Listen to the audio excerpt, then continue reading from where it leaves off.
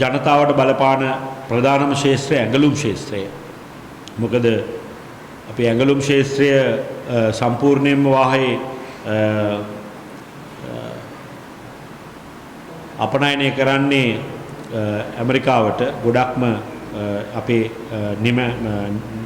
නිමැවුම්. ඉතින් ඒක නිසා මේක අපේ අපනයන මේ අපේ ඇඟලුම් ශාස්ත්‍රයට විශාල වශයෙන් බලපානවා. ඒ වගේම අපේ දීවර ශාස්ත්‍රයට බලපානවා. ඒ වගේම අපේ රබර් ආශ්‍රිත නිෂ්පාදන අපනයන ශාස්ත්‍රයට බලපානවා. එවැනි බොහෝ ශාස්ත්‍රයන් කීපයකට මේක ඍජුව බලපානවා. දැන් ඔබතුමත් කලින් සඳහන් කරා දැන් මේ පරාදේ නීතිය පළවෙනිදා ඉඳන් ක්‍රියාත්මකයි. ව්‍යවසායකයන්ට කර්මාන්තකරුවන්ට ලොකු දේවල් ටිකක් සිද්ධ වෙයි කියලා හිතෙනවා. ඒ අය බය වෙලා ඉන්නවා. එතකොට මේකත් එක ගොඩේම ආවට පස්සේ මොකද මේ ඇති වෙන තත්ත්වය? දැන් මේ වෙලා තියෙන්නේ මේ රජය තේරුම් ගන්නේ නැහැ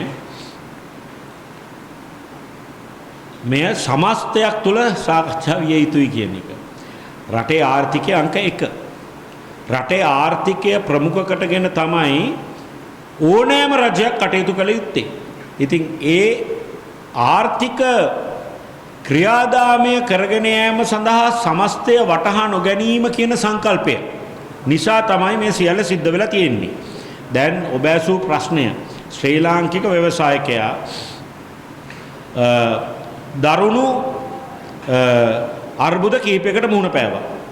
එකක් තමයි පාස්කු ඉරිදා ප්‍රහාරය, ඊළඟට අපි මුහුණ දුන්නා කොවිඩ් වසංගතය, ඊළඟට අපි මුහුණ දුන්නා අරගලය. මේ සියල්ල නිසා අපිට සිද්ධ වුණා මේ ආර්ථිකයේ තියෙන විශාල හැලහැප්පීම් වලට මුහුණ දෙන්නට. ඉතින් ව්‍යවසායකයන් නැත්තටම නැති වුණා. ඒ සඳහා අර ගෙනාපු මේ විසඳුම්, ඒ කියන්නේ අර මොරටෝරියම් වගේ විසඳුම් නිසා තවත් අමාරු වෙනවා. හැබැයි සාධාරණ අපේක්ෂාවක් ශ්‍රී ලාංකික ව්‍යවසායකයාට තියෙනවා රජය මැදිහත් වෙලා මේ ව්‍යවසායකයා බේරගනී කියලා. ඒ පිළිබඳ අපේක්ෂාවකුත් ඇති කරා. මේ රජය බලයට එන්න කලින් විශාල අපේක්ෂාවක් ඇති කරා. මම දන්නවා සුළු කුඩා මධ්‍යම පරිමාණයේ ව්‍යවසායකයන් මහත් බලාපොරොත්තු තියාගත්තා. නමුත් මොකක්ද අන්තිමට වුණේ? මේ විසඳුම් සියල්ලටම පිටුපාමින් නැවතත් අර පොරොන්දු දෙමින් මේගොල්ලෝ අරගෙන ඇවිල්ලා දැන් අප්‍රේල් 1 වෙනිදාන් පස්සේ බැංකු වලට මේ පරාටේ නීතිය නොහොත් වත්කම් අත්පත් කර ගැනීමට ඇති අයිතිය නැවතත් ඔවුන්ට ලැබුණා. ඒ නිසාම දැන් ඔවුන් ලහිලහියේ වත්කම් අත්පත් කර ගන්නවා.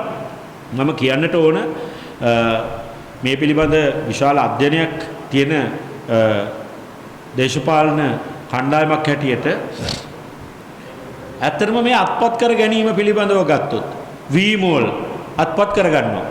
දැන් මේ අත්පත් කරගත්තට මේවා යකඩ විතරයි. එතනින් එහාට කරන්න දෙයක් නැහැ. මේක බැංකුවටත් වැඩක් නැහැ. මේ අත්පත් කරගත්තට දැන් කුඩා පරිමාණයේ තියෙන අර ගාමන්ට් ෆැක්ටරිස් වල මැෂින් ටික අරන් ගිහිල්ලා එහෙම නැත්නම් අර ඉඩමින් අර පර්චේස් 50ක විතර ඉඩම අරගෙන බැංකුවට වැඩකුත් නැහැ. ඇත්තම කිව්වොත් මේක විකුණ ගන්නත් බෑ. මේකට වටිනාකමක් ලැබෙන්නෙත් නැහැ. ඉතින් ඒ වෙනුවට රජය මැදිහත් වෙලා රජයේ පාර්ශවයෙන් ආයෝජනයක් කරා නම් මේ ව්‍යවසායකයන් ගොඩ ගැනීම සඳහා ඍජු ආයෝජනයක් රැකියාව ලැබෙනවා, ධනය නිර්මාණය වෙනවා, අපනයන ආදායම වෙනවා. මේ ඔක්කොම අද නැති වෙලා තියෙනවා. රජය බලන්නේ අර පටු දෘෂ්ටිකෝණයෙන් කොහොමද එදා වෙල ගැට ගහගෙන යන්නේ කියලා. අනිත් එක මම වගකීමෙන් යුතුව කියනවා මේ රජයට ඒ ඥානය දැනීම කොහෙත්ම නැහැ. මේ ඥානය දැනීම ඒ අවබෝධය නොමැතිවීම නිසා තමයි ඒගොල්ලන්ට මේ ප්‍රශ්නයක් තේරුම් ගන්න බැරි වෙලා තියෙන්නේ. ඔවුන්ට ඒ නිර්මාණශීලීත්වය නැති නිසා තමයි අර අපි ඉංග්‍රීසියෙන් කියන්නේ out of the box මේ හැමදාම හිතන විදියට වැඩිය වෙනස්ව හිතලා විසඳුමක් දෙන්නට බැරි වෙලා තියෙන්නේ. ඉතින් බැංකුවෙන් කියනවා බැංකුව ණය දුන්නා, ණය ගෙව්වේ නැත්තම් ඉඩම ගත්තා. දැන් මේක කළමනාකරණය කරන්නට රජය මැදිහත් වෙන්නට ඕන. මොකද රජය තමයි මේකේ විශාලතම පාඩුවට මුහුණ දෙන්නේ. මොකද හේතුව මේ ව්‍යවසායකයා පාරට වැටුණ ගමන් රජයේ මත යැපෙන පුද්ගලෙක් බවට පත් වෙනවා. මේ සේවකීන් රජයේ මත යැපෙනවා.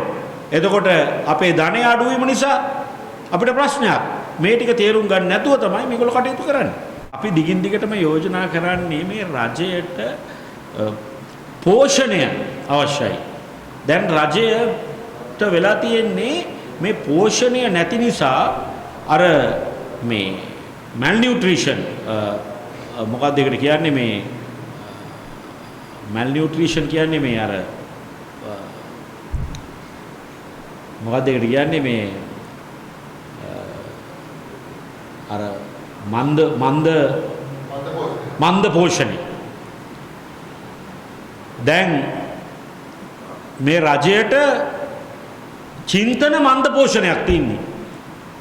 මේ රජයේ තියෙන මේ චින්තනයට මන්ද පෝෂණය, චින්තන මන්ද පෝෂණයට අවශ්‍යයි පෝෂණයක්.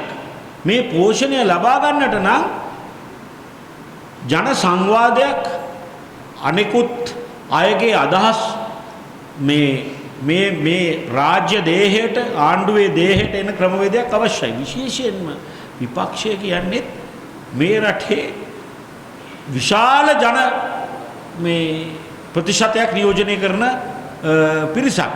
ඔවුන්ට මඩගසමින් ඔවුන් විපක්ෂය මේ වෙනත් මේ ද්‍රෝහී රාජ්‍යයක පුරවැසියන් ලෙස සලකමින් විපක්ෂය නියෝජනය කරන අයත් ද්‍රෝහීන් ලෙස සලකමින් ඔවුන් සිටිය යුත්තේ සිරේ විලංගුවේ පමණක් යයි සිතමින් කටයුතු කිරීම තුළින් රටක් ඉස්සරහට යන්නේ නැහැ. ඔබතුමා කිව්වා මේ ගිවිසුම් මොනවාද කියන එක දන්නේ නැහැ, පාර්ලිමේන්තුවේ දන්නේ නැහැ, ඒක මාධ්‍ය වෙලක් හරියට යන්නේ නැහැ.